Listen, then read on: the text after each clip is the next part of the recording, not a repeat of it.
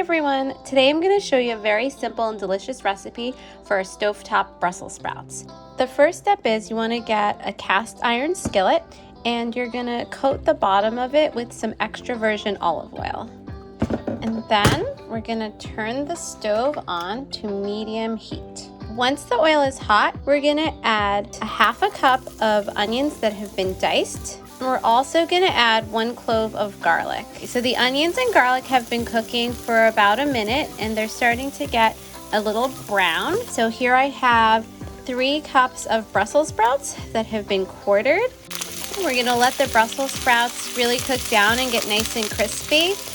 And periodically we're just going to toss them around so that they cook evenly and don't burn.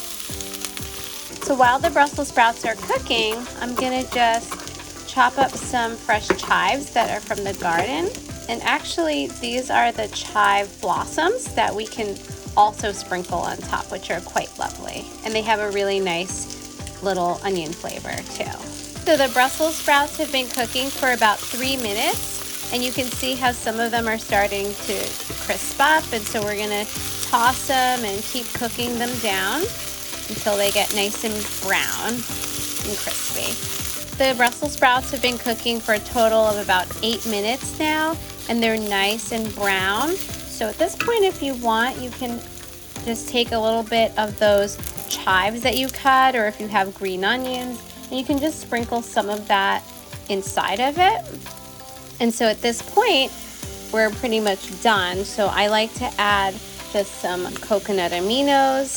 This one is the smoky barbecue ones that I got at Trader Joe's, but regular coconut aminos also works really well.